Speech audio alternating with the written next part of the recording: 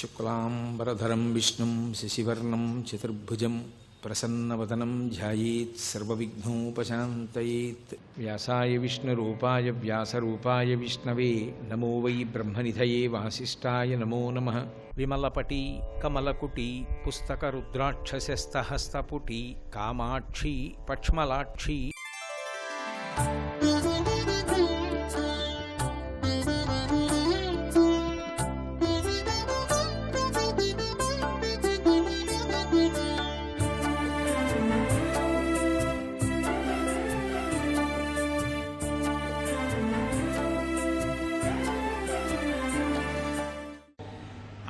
ఏనుగుని సంతోష పెట్టడానికి తేలిక మార్గం ఏమిటి? పొగట్టమే.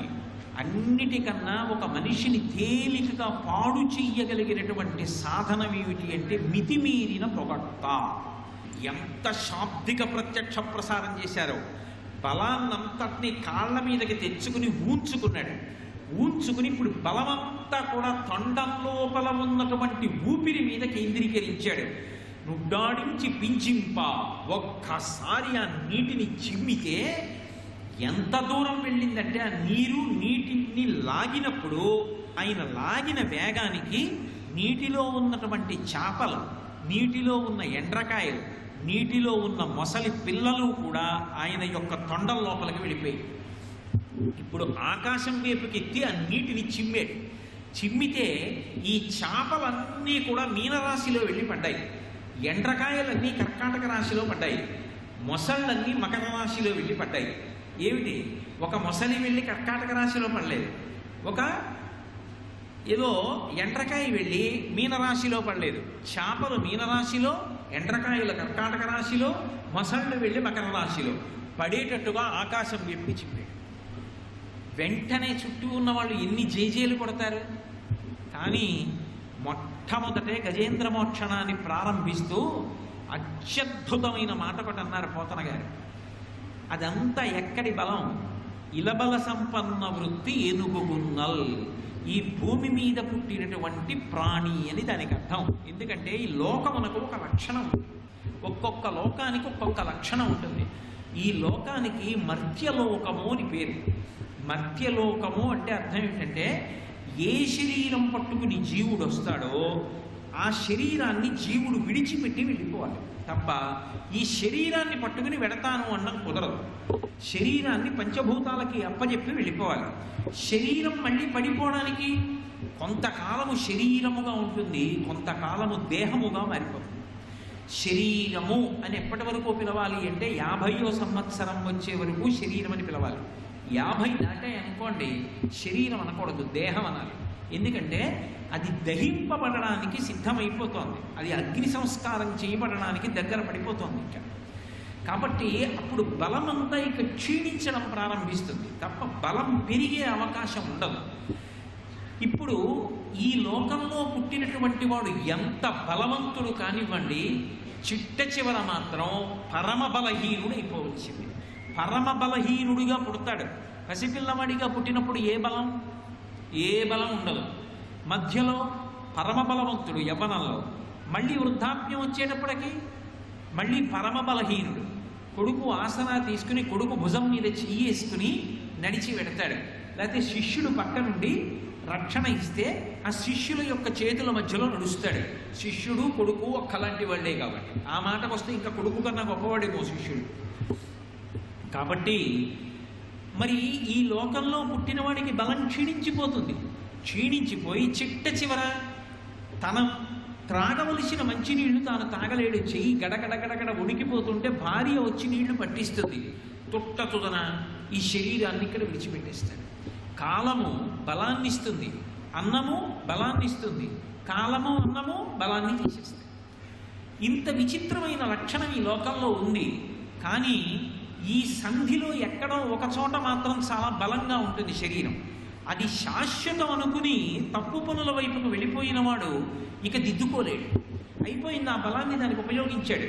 కాదు, ఈ బలాన్ని నేను నా శ్రేయస్సుకి సమాజ శ్రేయస్సుకి ఉపయోగిస్తాను. ఇది ఈశ్వరుడిచ్చింది, ఈశ్వరుడి సంతోషానికి ఉపయోగిస్తాను. నీకు శారీరకమైన బలం ఇచ్చాడు, 10 మందికి సహాయపడతాను.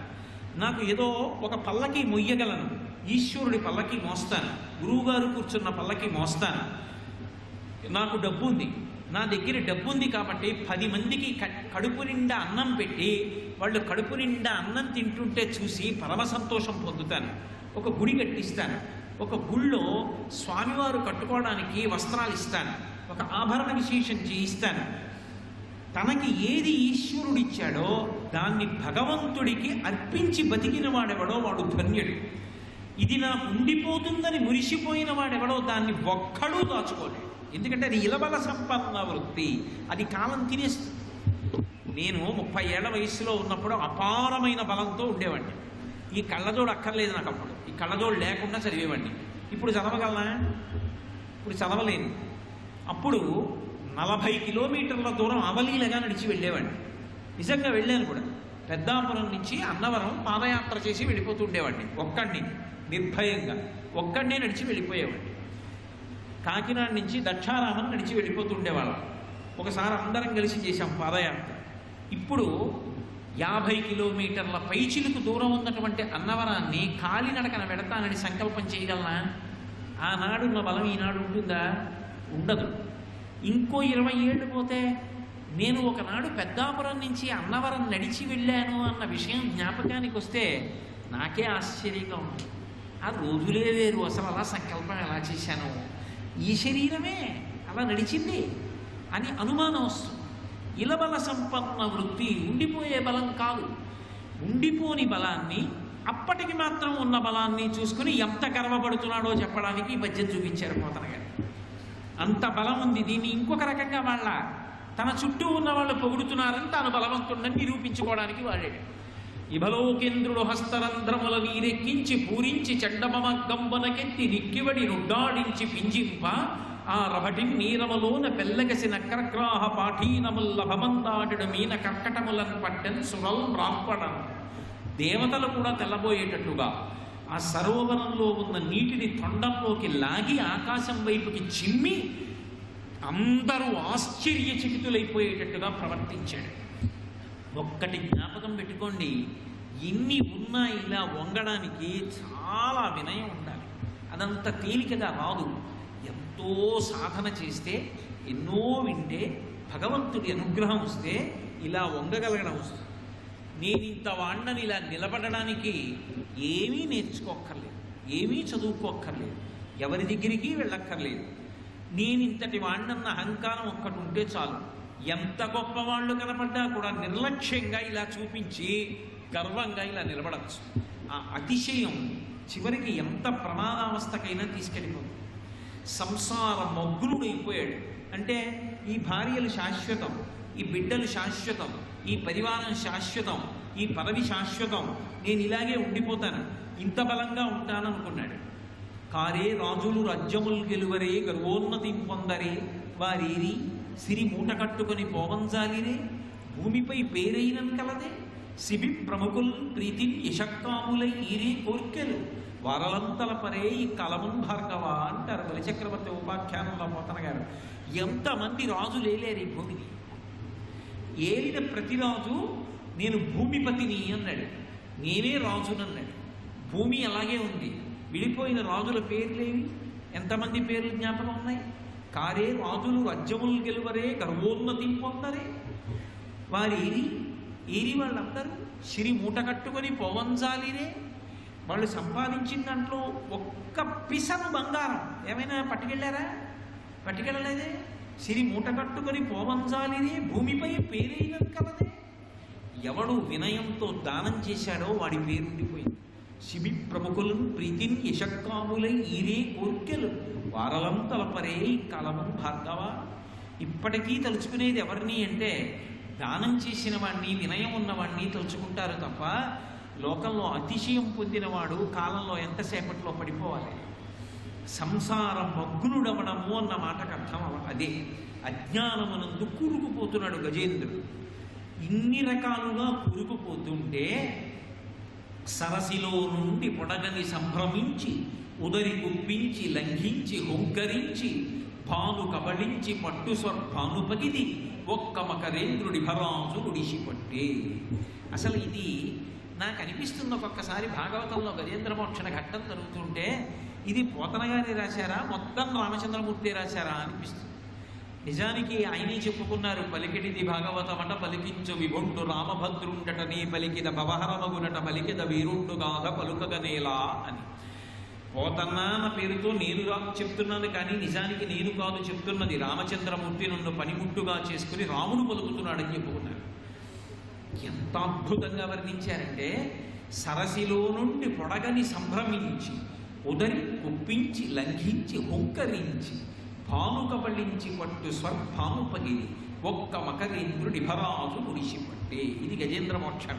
పట్టుకుంటున్నవాడు మకరేంద్రుడు, గజేంద్రుడిని మకరేంద్రుడు పట్టుకుంటున్నాడంటే ఇద్దరూ సమాన బలం ఉన్నవాళ్ళే. ఏనుగు నీళ్లలో ఉందనుకోండి, దానికి బలం ఉండదు. బలం ఎప్పుడైతే లేదో ఆపదొచ్చి మీద పడిపోయిందనుకోండి, భయం వస్తుంది. భయం రాగానే జరిగే మొదటి లక్షణం ఏమిటంటే ఆలోచన. భయమునకు పక్కని నీడ ఎవరు అంటే శోకం. భయం వెయ్యగానే దుఃఖం వస్తుంది. అమ్మో నాకు ఇలా అవుతుందేమో అని. దుఃఖం వచ్చిందా అది వెంటనే ఏం చేస్తుందంటే, మీరేం చదువుకున్నారో, మీరేం నేర్చుకున్నారో, గురువుగారు ఏం చెప్పారో ఇవి ఏవి బుద్ధికి స్ఫురించవు. ఆ ఆపద భయం భయం, అందుకే భయమే మృత్యువు అని పిలుస్తుంది శాస్త్రం. నీటి లోపలికి వెళ్ళి శరీర బలం నిలబడకపోతే బుద్ధి బలం క్షీణించింది. వెంటనే ఆపద చూసి భయపడిపోయి బుద్ధి పనిచేయడం మానేస్తుంది. అది ఆలోచించకుండా చెయ్యాలి. ఎందుకంటే భూమి మీదకి వచ్చిందంటే ఏనుగు బుద్ధి బలం ఎక్కువ, విశేషమైన బుద్ధి ఏనుగుది. అందుకని అది భూమి మీదకి వెళ్ళకూడదు. ఏ ప్రాణైనా సరే అది మొసలికున్న గొప్పతనం, నీళ్లలో ఉన్నప్పుడు అది అలా ఆలోచిస్తుంది. అదే మొసలి భూమి మీదకి వచ్చిందనుకోండి, ఏనుగు కనపడింది అనుకోండి, అది విలవిల్లాడిపోతుంది, భయపడిపోతుంది. భయపడిపోయి దాని బుద్ధి పనిచేయదు. నీళ్లలో ఉందనుకోండి, దాని బుద్ధి బాగా పనిచేస్తుంది, ఏనుగుకి అంత బాగా పనిచేయదు. అందుకే అది ముందు నుంచి చూస్తుంది. ఎందుకని మొదట ఏం చేయాలంటే భయపెట్టి వెనక్కి నెట్టాలి నీళ్లలో తప్ప. వెనక నుంచి కరిచిందనుకోండి, గబగబా అడుగులేసి పైకి ఎక్కేసింది అనుకోండి ఏనుగు, ఇక మొసలేచి. అందుకే ముందర వైపు నుంచి వస్తుంది. అందుకని ముందర వైపు నుంచి రావడానికి పొడ చూసుకుంది. ఎటువైపు నుంచి ఎడితే ముందరకెడతాను. ఏనుగు బలం అంతా ఎటువైపు ఉంటుంది? ముందర వైపుకు ఉంటుంది. ఆవు బలం పృష్ఠభాగం వైపు ఉంటుంది. ఎందుకంటే దాని పొదుగు పూజనీయమైనటువంటి లక్ష్మీ స్థానము వెనక తట్టు. ఎద్దుకి బలం ముందరి వైపు ఉంటుంది. ఎందుకంటే ఆ ఎద్దు యొక్క కొమ్ములు, ఎద్దు యొక్క ముఖం, దాని ముందరి కాళ్ళు అంత బలంగా ఉంటాయి. అందుకే అది పోరాటానికి వెళ్ళినప్పుడు కూడా డెక్కలతో భూమిని ఇలా లాగుతుంది ముందు కాళ్ళతో. ఒక్కొక్క ప్రాణికి ఒక్కొక్క భాగంలో బలం. ఏనుగుకి ముందర బలం అంతా ఉంటుంది. కారణం ఏంటి? అది తొండ ఉంటుంది ముందు, ఆ తొండంతో కొడుతుంది, తొండంతో చుట్టి విసిరేస్తుంది. దానికి దంతములు ఉంటాయి, దంతములతో పొడి చేస్తుంది శత్రువులు. ఈ రెండు ముందుకుంటాయి. ఈ రెండు ముందుకి ఉన్నా కూడా అవి వాడడానికి ముందు ఏది బాగా పనిచేయాలంటే బుద్ధి పనిచేయాలి. నాకు తొండ ఉండగా దంతాలు ఉండగా దిక్కుమాల అసలు నన్నేం చేస్తుంది అన్న ధైర్యం పోవాలి. ధైర్యం ఎందుకు పోతుందంటే నీళ్లలో ఉండిపోయింది అనుకోండి, అమ్మో మొసలి నీళ్లలో ఉంది, నేను ఏనుగులో ఉన్నాను, నేను నీళ్లలో ఉన్నాను అని ఏనుగు అనుకుంది అనుకోండి, వెంటనే దానికి ఒక భయం వస్తుంది. ఇప్పుడు దానికి ప్రయత్నం ఏమవుతుందంటే మొసలిని గెలవడం కాదు, గట్టెక్కేయడం. గట్టెక్కాలని అది అనుకుంటుంది. గట్టి ఎక్కకుండా చూడటం మొదలెట్టింది అనుకోండి, దాని భయం ఎక్కువైపోతుంది. భయం ఎక్కువైన కొద్దీ దాని బలం అది మరిచిపోతుంది. మరిచిపోయి బుద్ధి క్షీణించిపోతే, ఆలోచన తగ్గిపోతే పడగొట్టేయడం తేలిక. అందుకే ఆలోచన స్తంభింప చెయ్యాలి. ఇది ఎక్కడ ఆలోచన? సరసిలో నుండి పొడగని సంభ్రమించి ఉదరి కుప్పించి లంఘించి హుంకరించి భానుకబలించి పట్టు స్వర్భాను పగిలి. సూర్యుడిని రాహువు ఎలా పట్టుకుంటాడో అలా పట్టుకోవడానికి వస్తుంది. అంటే దాని అర్థం ఏంటి? రాహువు సూర్యుడిని పట్టుకుంటాడు గ్రహణంలో, కానీ రాహువు సూర్యుడిని మింగేయగలడా? మింగడం. కొద్దిసేపు పట్టుకుంటాడు, తర్వాత గ్రహణంలో విడుపు కాలంలో వదిలిపెట్టేస్తాడు. సూర్యుడు అలాగే ప్రకాశిస్తాడు. అంటే బెంగ పెట్టుకోకండి, ఏనుగు మొసలి చెర నుండి విడుదల పొందుతుంది అని మనకి అభయం ఇస్తున్నారు పోతనగారు. ఎందుకని? ఆ కథలో మనం ఉన్నాం. మనం సంసారం నుంచి ఎలా బయటికి రావడం అన్న విషయంలో అభయం ఇవ్వకపోతే, అయ్యో బాబో ఇలా ఉంటుందా పరిస్థితి అని అసలు ముందుకు చదవడానికి భయపడతాడు. అందుకని అభయం ఇస్తున్నారు. సరసిలో నుండి పొడగని సంభ్రమించి ఉదరి గుప్పించి లంఘించి హోంకరించి భాను కబలించి పట్టు స్వర్భానుపగిది ఒక్క మకరేంద్రుడి భరాజు రుడిసి పట్టే. ముందు నుంచి వచ్చి ఆ ముందర కాల్ని గట్టిగా పట్టేసింది. అందులో దాని నోరు భయంకరంగా ఉంటుంది. ఇలా పట్టింది అంటే ఆ పళ్ళు దిగిపోతాయి, కాళ్ళలో దిగిపోయి నెత్తి ఊడిపోతుంది. వెంటనే ఏనుగు తన బలమంతా పెట్టి కాలుని చిమ్మింది. అదే దాని బలహీనత కూడా. దాని ఒంటికున్న బలం రీత్యా 3 కాళ్ళ మీద నిలబడలేదు, పడిపోతుంది. అది కాలు చిమ్మి ఆ మొసలిని భయపెట్టడం కోసమని ఆ తొండంతో ఒక్క దెబ్బ భయంకరంగా కొట్టి తన వాడి అయినటువంటి దంతములతో దాని యొక్క పొలుసుల లోపలికి గుచ్చుకునేటట్టుగా ఒక్క పోటు పొడిచింది. కానీ దానికో బలం ఏమిటి? నీళ్ళలో అది నీటిలోకి మునిగిపోతే ఇది ఎంత దెబ్బ కొట్టిందో అంత దెబ్బ దానికి తగలదు. కానీ మొసలి కరిచిందో అంత కరుపు లేకుండా మాత్రం ఏనుగు తప్పించుకోలేదు. అందుకే కరిదిగుచు మకరి సరస్సుకి కరిదరికిని మకరి దిగుచు గరకరి బెరయ్యం కరికి మకరికి కరి భరమనుచును అతల కుటల బటులు రుద్దుపడి. ఏమి అద్భుత ప్రయోగం చేశారో పోతన గారు. కరిదిగుచు మకరి సరస్సుకి కరిదరికిని మకరి దిగుచు గరకరి బెరయ్యం మకరికి కరి భరమనుచును అతల కుటల బటులు రుద్దుపడ్డారు. ఇప్పుడు యుద్ధం ఏమిటి అంటే చంపుకోవడం కాదు. మొసలిని చంపడం ఏనుగు ఉద్దేశ్యం కాదు, ఏనుగుని చంపడం మొసలి ఉద్దేశ్యం కాదు. ఏమిటి ఇద్దరి మధ్య యుద్ధం ప్రారంభం? ఏనుగు ఒడ్డెక్కకూడదు, మొసలి తనని పట్టుకోకుండా ఒడ్డెక్కేయాలి. ఇది ఏనుగు కోరిక. అది వెళ్ళిందా ఒడ్డుకి తనకి దొరకదు, అందుకని ఒడ్డెక్కకూడదు. అందుకే అలా యుద్ధం చేస్తోంది మొసలి. దాక్కుంటుంది. దాక్కుని ఏం చేస్తుందంటే నీటి అడుగుకి వెళ్ళిపోతుంది. అమ్మయ్యా, మొసలి కనపడలేదని ఏనుగు ఆదుర్దాగా కాలు ఎత్తగానే ఏ కాలు ఎత్తిందో చూసి రెండో కాలు కరిచేస్తుంది. కరిచేయగానే ఆ బాధతోటి అది రెండో కాలు నింపి కరిచిన కొద్దీ భయం.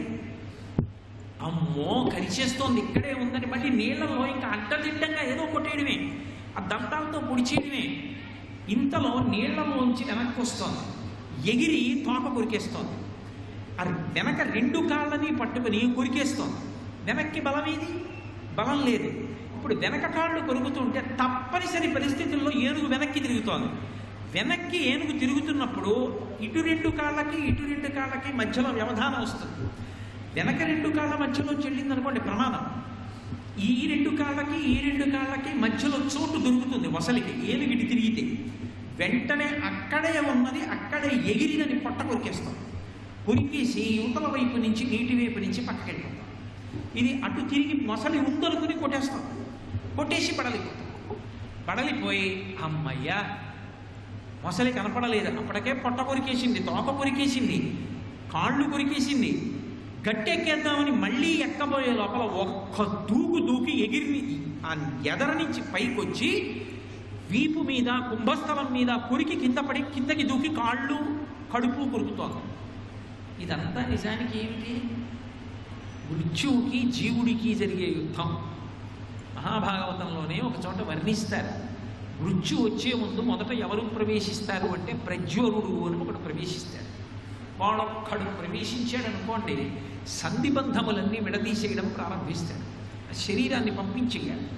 అందుకని వాడు ఏం చేస్తాడంటే ఏది చేస్తే శరీరం బలం పుంజుకుంటుందని చెప్తారో అది బలం పుంజుకోకుండా అడ్డొస్తాడు.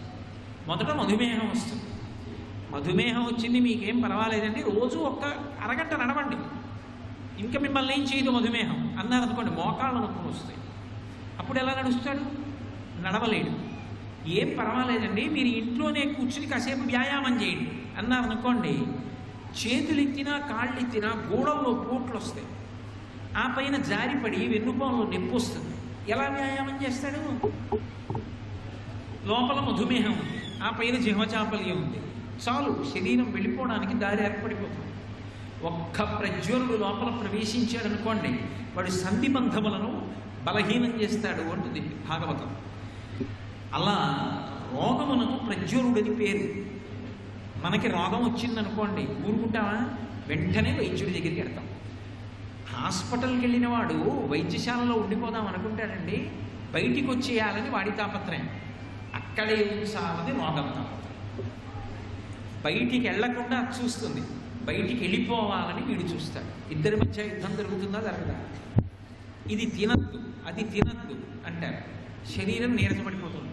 పోన్లెండిని పెట్టండి అంటారు, వాంతి అవుతుంది.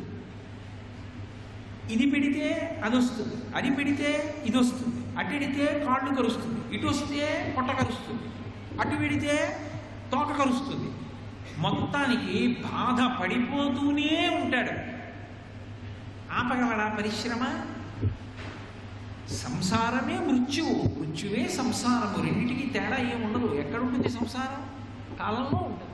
మంగళం కోసలేంద్రాయ మహనీయ గుణాత్మనే చక్రవర్తి తనూజాయ సర్వభౌమాయ మంగళం. ఉమా కాంతాయ కాంతాయ కామితార్థప్రదాయినే శ్రీగిరీశాయ దేవాయ మలినాథాయ మంగళం. సర్వం శ్రీ ఉమామహేశ్వర పరబ్రహ్మార్పణమస్తు. స్వస్తి.